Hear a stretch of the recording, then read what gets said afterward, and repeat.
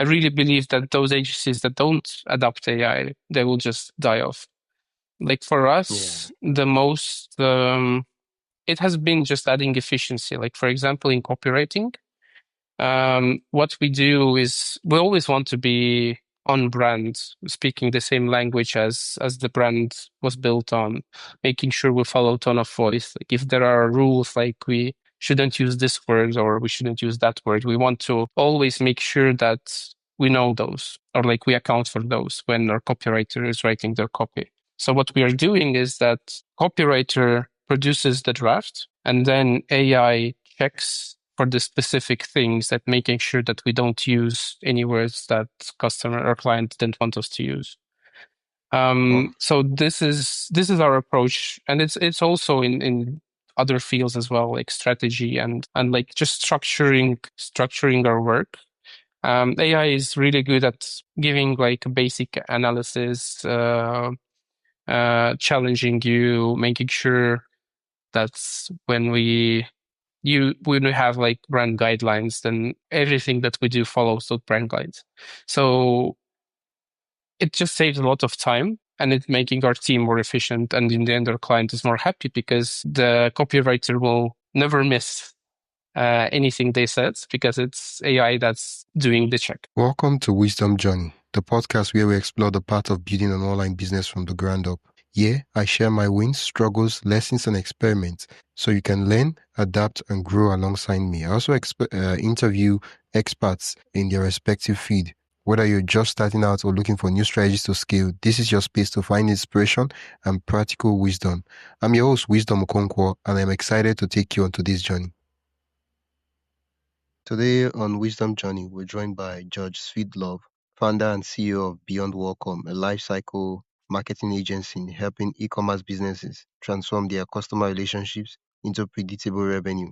From building both automation systems from scratch to helping major brands craft seamless lifecycle experiences, George has mastered the art of connecting people, processes, and profits. His work bridges strategy, automation, and storytelling, ensuring that marketing isn't just about sending emails, but about creating systems that earn trust and drive measurable results. In this episode, we'll unpack how George turned his expertise in CRM, retention, and into a thriving business and what lessons online entrepreneurs can take from his journey to build sustainable, automated, and scalable business systems. Welcome to the podcast, George. Hi, Wisdom. Thanks for having me. Yeah.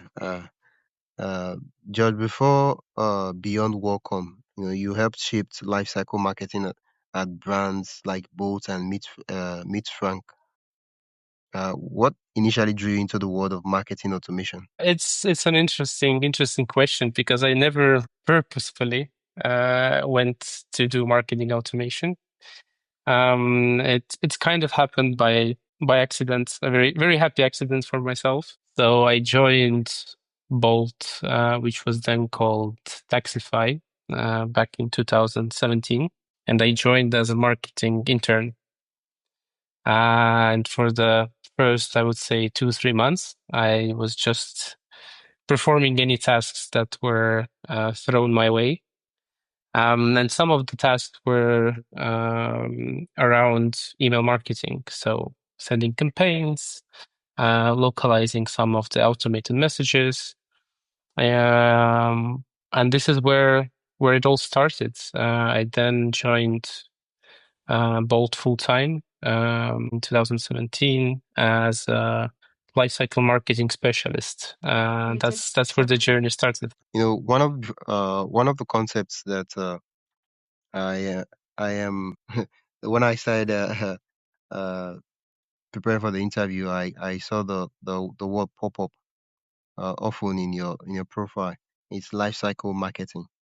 Can you explain what that is, in layman terms? That's a very good question, and I think a lot of people um, interpret it differently. For myself, I see it as sending the right message to the right person at the right time. Lifecycle marketing essentially covers everything from as soon as you can message a person until they churn in the end, and making sure that you prolong this journey with your company as long as possible. So it's essentially can be from transactional emails to offers to promotions to educational content and everything you send during the period of customer being a customer. Earlier on, I asked you about what drew you into the world of marketing automation, and um, right now you run Beyond Welcome. Can you share the turning points when you decided to move from working with the big organization Bolt to building your own agency? It actually took me a year of wandering around to actually come to that conclusion that I should start my own agency. I left Bolt in 2021, and then I took a year off. I worked for couple of freelance clients, even did some occasional video production jobs. Yeah. And then around 2022, 23, I went to work for one of Sweden's marketing agencies. And when I went there, I saw that there's a really big gap between quality of work that we did back at Bolt and what marketing agencies usually produce for their clients. So my line of thought was that if I can bring both efficiency and productivity into the marketing agency world and provide the startup level high quality service to regular normal companies, then this is something I can be successful in. So that's when I started Beyond Welcome. And at first, we actually didn't focus on e-commerce. So we focused on any kind of business that needed marketing automation. So emails or push messages or SMS messages. But then in around 6 months, we got our first e-commerce client, again, by a happy accident.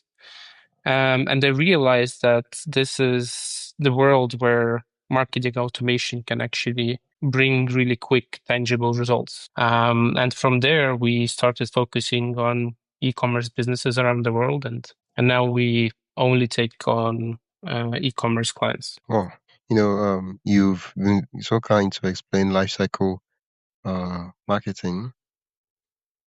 Now we're talking about automation, right? In terms of how this context of this conversation, what's like the umbrella, the branches? I see that you did something close to that. You talked about SMS, push notifications, email.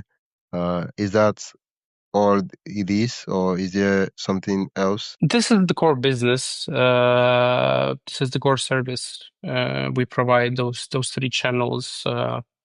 Most like the highest volume one being emails, of course. But in a lot of cases, we've been asked to manage or handle or implement different marketing systems, like customer support platforms, loyalty platforms. So it started with email marketing, and it actually branched out to marketing technology management in a lot of cases because there is a lot of automation happening there. In a lot of cases, we use customer behavior information from the CRM to then channel them to customer support or loyalty programs. Um, so to different channels. Yeah, I would say like 80% of what we do is actually email marketing. But then there's this 20% which helps to tie all of the marketing technology together as well. So in a lot of cases, our clients appreciate that there's a single agency or a single point of contact for all their marketing technology management. You talked about email marketing. A lot of people say email marketing is dead. Uh, why do you think people say that? It's not that easy anymore. Obviously, there are more rules, more restrictions from email clients like Gmail, Yahoo, Apple, and so on.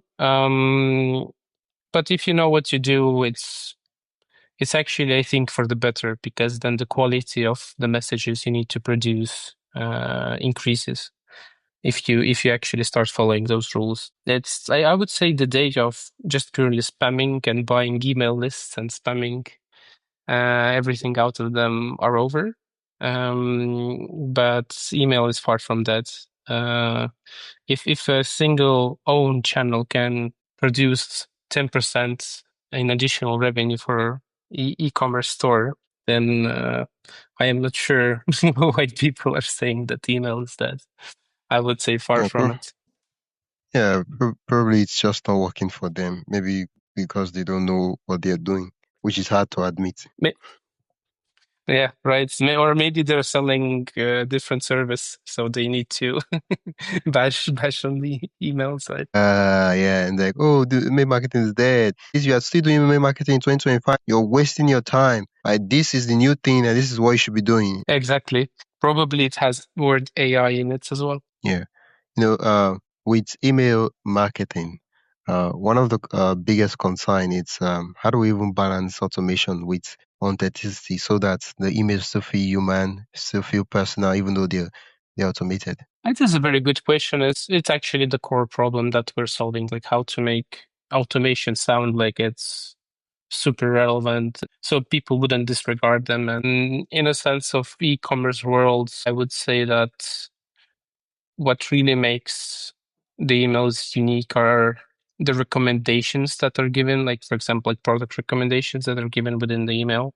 And also the timing is really, really important. So for recommendations, there's obviously a lot of different tools, possibilities, how to set them up, but it's very important, like especially if it's like some fashion brand or it's beauty brands, where they have endless catalogs of products. The better your recommendation engine works within the emails, the better results you will get. And in all honesty, people expect different types of emails from brands they engage with. I mean, abandoned cart emails are something. There's something that's been around for a very very long time. So people are just used to get those reminders, and if you just can make those reminders a bit more interesting, a bit more relevant through different types of dynamic data, and making sure you're not just sending general information to everyone, then you'll be ahead of most of the brands already. Yeah. What will a well structured life cycle image sequence for an e-commerce brand look like? So it actually starts with a pop-up, not an email per se. So it's usually like two ways that you can get customers' email address. So one is from the checkout when they abandon the checkout, and the other one is with a welcome pop-up. So if they go through welcome pop-up, usually there's some kind of offer or promotion that they will get if they share their email. So this is where that site starts. And with abandoned cars, it's usually a couple of reminders and then an offer at the end. So this is where it starts. And then depending on the brand, on what they sell, how wide is the product range. If it's not, if it's a very specialized brand of like specific supplements, let's say, it's usually you can build out recommendations of what they should buy next. So if they bought one vitamin, you might suggest another vitamin. You might send them a survey asking how they feel about themselves, what issues they might have, and then you make suggestions around that. So this increases lifetime value of customer. And in a lot of cases, average order value as well, because you're upselling and cross-selling different products. Yeah. And this can go for a very long time. And it usually ends with a sunset flow. So if person is not engaged with the brand, hasn't purchased for a long time, then the sunset email flow kind of just putting an end to end, asking if they even want to get messages from your brand. And if they don't, Yeah. you essentially remove them from the list. And this is where the life cycle ends. Yeah. I want us to zoom in a bit on the pop-up section. What's based on your experience of working with brands, what percentage rates would a business look at to actually know if their pop-ups need to be optimized or if what they're doing is pretty much working and they should just, allow it to run? It is different for different brands, obviously, but a rule of thumb that we ourselves follow is if it doesn't have any incentive, so no promotion, no discount codes, I would say 5% conversion rate would be 5%. the benchmark. Yeah. Wow, that sounds like a So lot. not that much. No, actually that's not that much. I would say 5%. Like we've achieved as high as 23 Wow. with one of the clients, but it's 23 is an outlier. There's a lot of tricks going on. Yeah, let's just say But 10, 12% for I would incentives. say with the discounts, with the discount over 10, everything over 10 is good. Without the Oh, discount, okay. 5. Oh, okay. Okay. I know in my own But it case, can depend on an offer. It is, yeah. yeah, I said in my own case, I would adopt that because the way you just differentiated one with an offer, with an incentive, another without an incentive, I realized that the pop-up I have on my website literally has no incentive, and I've been converting a couple of email subscribers here and there, and pretty much that's it. And I'll see what happens when I put incentives. Yeah, no, it will 100% improve. Um, if I were you, I would start testing different incentives right from the start, or maybe like wording them differently. It is really brand specific of what type of incentive works best. Yeah, Like one that produced 23% conversion rate for us was actually, it's like you could win a discount for your first order, and it would be from like 1% to 25%. And yeah. then if you enter the email, the price wheel spins, and then you get to know your discount. This was the one of the best, and the second best was that it was one of the beauty brands entered them to a draft uh to win like beauty procedures. So there was Yeah, like a chance to win. So it was really low cost for the brand, but it produced really really good results. I love that idea. Okay. So you mentioned pop-up, they get once they sign up, they get welcomed into the ecosystem. And then the final thing you said in the life cycle is source setting. That's if the customer is no longer responding to the emails. Yeah, that's right. Hey, quick break. Before we continue, I'd love for you to join the Wisdom Journey newsletter. Every week, I share exclusive insights, tools, and behind the scenes updates to help you stay ahead in your own journey of building an online business. It's simple, practical, and built to help you grow. Sign up today for free at the link in the description. Now, let's get back to the episode. Yeah, one other thing you I want us to look at. You mentioned that what you do is marketing automation, and we've been talking about email marketing. And for a lot of persons, they know email marketing. That makes sense. It's even though they might not be doing it, even though they have no idea that works. But we will subscribe one way or the other to our favorite brands. We get emails from them, so we know what that is. The other things you mentioned SMS, you mentioned push notifications, and I'm curious, is WhatsApp messaging and Telegram messaging, is that also part of it? It can be. Like honestly, most of the brands have not done enough in email to start working on SMS. A lot of brands just want to do everything at the same time without a real Mm. plan. So they're like, let's send an email, then SMS, then a push message, then a WhatsApp message, then let's call them. But there's no structure to it in a lot of cases. So what we have been doing is actually slowing brands down a bit on how many channels they want to add, but rather focus on one, make sure everything works perfectly there, and then test adding another channel. And this is a Yeah, common issue with SMS, for example, is that SMS is quite expensive channel. And in a lot of yeah, cases, when we started testing, then like before we came, brands usually sent an email and then just followed up with an SMS to the same people. So what we yeah, started doing is, so we sent an email and we only sent SMS to people who didn't open the email.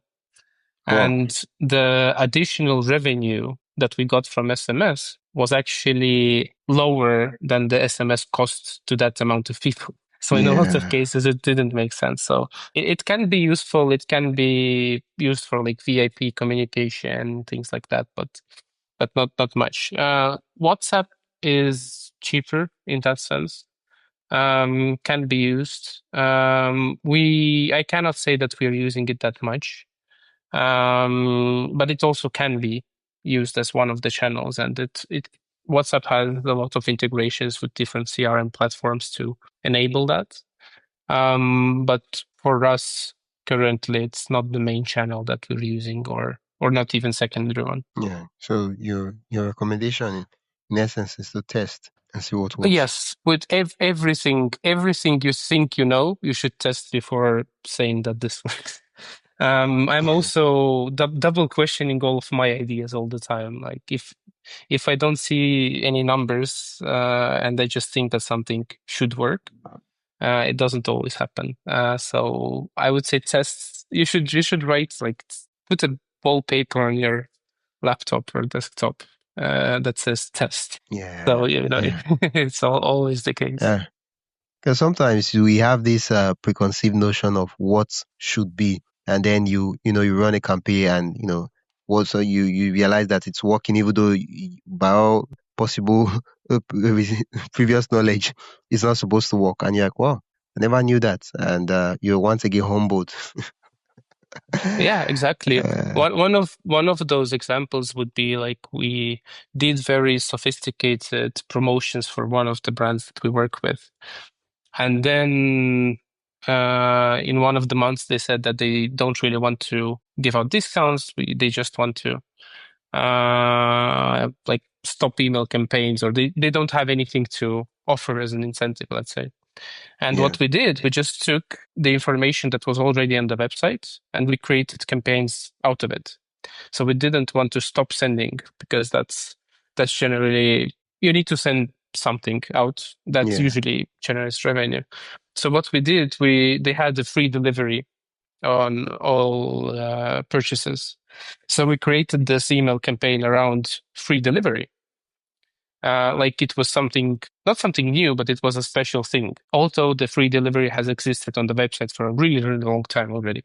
yeah. And we launched this campaign, we sent the email, and it was one of the best performing email campaigns that we did. Wow, wow, So in a lot of cases, you don't need to overcomplicate things.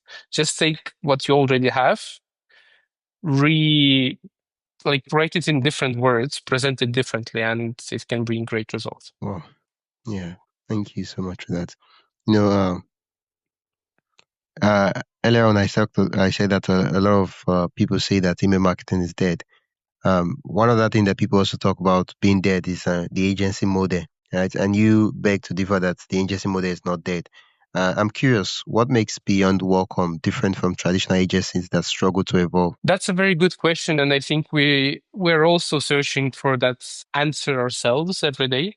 Wow, But I mean, we are also evolving. Like the in 2 years, we've changed so much that it's like a totally different company at this point. So like a year ago, I was starting alone. I was essentially a freelancer calling myself an agency. And my vision back then was I wanted to work with startup-minded people on regular e-com brands and provide like multiple times better experience than the agencies. So usually the agencies, they take a retainer fee, they do some standardized email flows, some standardized solutions. So it's almost never unique to this company. It's just something that they're copy pasting from their previous work. clients, yeah. Um, exactly. And what we focus on is making sure that we're not like one of the things we don't do is if we see that something has no value for this company, even if the company CEO wants it, we'll just show the numbers and say it makes no sense. So we argue a lot Yeah. with our clients on what we should actually produce or not. Uh, Maybe shooting ourselves in the foot a bit, but I think honesty is something that our clients value a lot in working with us. yeah, And the yeah, second thing is that we're taking much more time to understand the shortcomings of where the issues actually are. So we're not doing things just to do things. We're not sending campaigns or flows just to send flows. Like if we see an issue in some area, then we'll work on it. Um, and this kind of depth that we're going with every client, I think this is something that's appreciated by them. Our client churn rate is maybe 15% over the course of 2 years. Most of the clients that I think we lost two econ clients, and that was because they went out of business essentially. Either wanted to stop doing, or they had other like product issues or operations issues that made them stop. oof. But all the clients that have already working business models, where we can bring a lot of value, they've stayed with us for a really long time. And we really Oh, appreciate their trust. yeah, that's a very long and high LTV. Yeah. There's another AI is something that's, it's the headlines here and there, both for the positive and negative and all the things that is happening. I'm curious, what's Beyond Welcome's approach to AI, and how are you guys integrating, or if not integrating, just let me know what's the whole strategy towards AI as for Beyond Welcome. Yeah, we obviously use it in a lot of cases. Like one thing that I'm sure that is you need a professional in their field to make AI the most efficient. So let's say if you never worked on email marketing, then AI can give you the basics, but you will not know what questions to ask. So for me, we're using AI in copywriting. We're using AI in strategy outlining or like brainstorming, but we also Yeah, know what questions we need to ask. What we know what AI didn't tell us in their answer, or what it didn't yeah, account for. So in that sense, I wouldn't say that AI will replace uh, agencies, but I really believe that those agencies that don't adopt AI, they will just die off. Like for yeah, us, it has been just adding efficiency. Like for example, in copywriting, what we do is we always want to be on brand, speaking the same language as the brand was built on, making sure we follow tone of voice. Like if there are rules like we shouldn't use this word or we shouldn't use that word, we want to always make sure that we know those, or like we account for those when our copywriter is writing their copy. So what we are doing is that copywriter produces the draft, and then AI checks for the specific things, that making sure that we don't use any words that customer or client didn't want us to use. oh, So this is our approach, and it's also in other fields as well, like strategy and like just structuring our work. AI is really good at giving like basic analysis, challenging you, making sure that's when we have like brand guidelines, then everything that we do follows those brand guides. So it just saves a lot of time, and it's making our team more efficient. And in the end, our client is more happy because the copywriter will never miss anything they said, because it's AI that's doing the check. yeah. Well, thank you so much for sharing Beyond Welcome's approach to AI. We talked about marketing, we talked about automation, we talked about life cycle marketing, and we've also talked about Beyond Welcome. I'm curious, just two more questions. Um, how do you measure success in marketing beyond the vanity metrics? Um, Good question.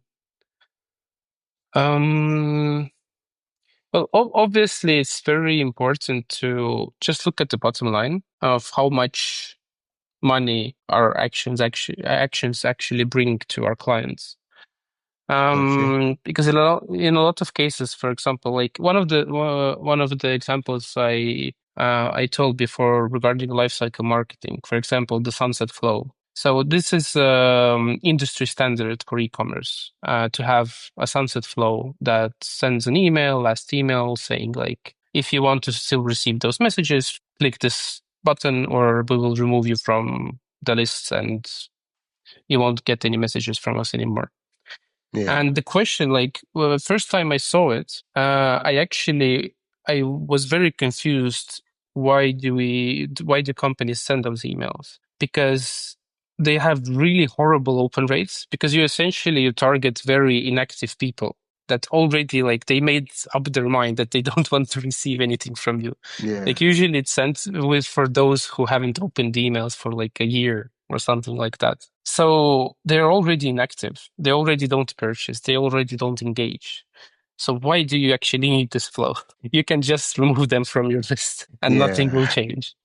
So, like, these things are really important for us to spot, just to make sure that we don't do something just because it's an industry standard, but we actually can logically answer, like, why is this needed? And in a lot of cases, not doing something is as important or maybe even more important than doing something. Yeah. Yeah. So for us, we just want to focus on, like, in the end, how much money we brought our client. We really do aim to like 10, 20 times our clients' return on their investment. Sometimes that's why we need to argue with our clients as well, because they might ask us to do email automation or a project that does not produce any revenue. It's just like nice to have thing, or they want to do it for their brand to look good. And then that's where we start arguing, saying that like in based on our tests that we did, it doesn't make sense to do it this or that way. So I think this is really important to keep in mind as an agency, is that in the end you're judged by the revenue you bring in, not like Yeah. how fancy numbers you can see. So for us, it's usually attributed revenue to attributed to our emails. And the second is revenue per recipient. So how efficient the emails that we send are. Well, thank you so much. That makes sense, right? A company has to decide um, what's the core thing for most company. That will be revenue. Well, certain times and in certain scenarios that might be different, but in most cases it's revenue. And so you then start looking at all the metrics that tie into that actually move revenue up or down. And yeah, yeah, makes sense. Thank you so much, George. Yeah, Um, exactly. I wouldn't even expand, like, just as an example, we had one client. yeah, okay, They were sending a lot of emails. I think like one email every second day. And they asked us to look at the efficiency and propose like ways to make their email program more efficient. So they said that they expect more revenue from their target audience and they didn't get it. And so when we looked at it, our list was actually absolutely not engaged. So they had like a list of, let's say, a couple of 100,000 people, and they just bombarded them with emails. And it was quite bad in a sense that like open rates were like at 5%, something like that, like under 10. So it was really a catastrophe in that sense. So our recommendation was actually to stop sending anything because yeah, like they put so much effort into sending all of those emails, and they like out of like 10, 20 emails, they maybe got like 5 sales. And it's a very, very inefficient program. So the best we could actually suggest them is to like close everything down and start again, but focusing on quality, not quantity. So it's again, the fact that you're sending a lot of emails doesn't always make sense. You really need to look at the numbers that matter, which is revenue in a lot of cases. yeah. Well, makes sense. Thank you for sharing that client case study. Finally, if someone who has an online business or they just started an online business and they're intrigued by this marketing automation, what's one automation or process you recommend they set up first? If this e-commerce store, I would suggest setting up abandoned cart emails. These are the most efficient. These will bring you the most money. And the second thing to do after that is a welcome pop-up.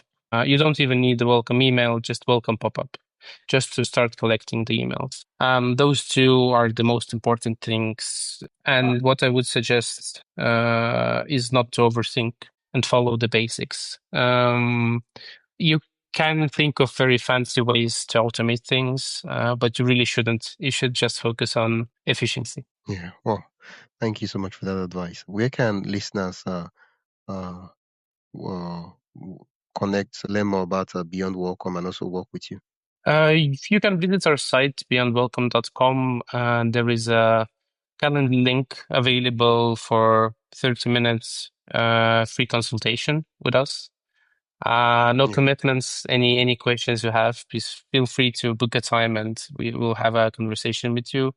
And we can connect on LinkedIn as well, just Georg Svidlov, and we can chat there. yeah. Well, thank you so much, George. It's been an absolute delight chatting with you. I have learned so much from marketing automation, so many ideas running in my head, and I will take your last and final advice on this episode, which is don't overthink it. Just start testing. If it doesn't work, improve. If he remove, well, just get started. Thank you so much, George. Thank you, Wisdom. I enjoyed that. Yeah, yeah. I will put the links and all the relevant links for listeners to learn more and work with you in the episode description, and so they can just click and go directly to the site. That's perfect. Thank you. Yeah. Thanks for tuning into Wisdom Journey. I hope today's episode gave you practical steps and fresh ideas to keep moving forward. If you found value, be sure to subscribe and share this podcast with a fellow creator or entrepreneur who'd love to learn too. And don't forget to sign up for the newsletter and the link in the description for more resources, experiments, and lessons straight to your inbox. Until next time, keep building, keep learning, and keep walking your own wisdom journey. Yeah.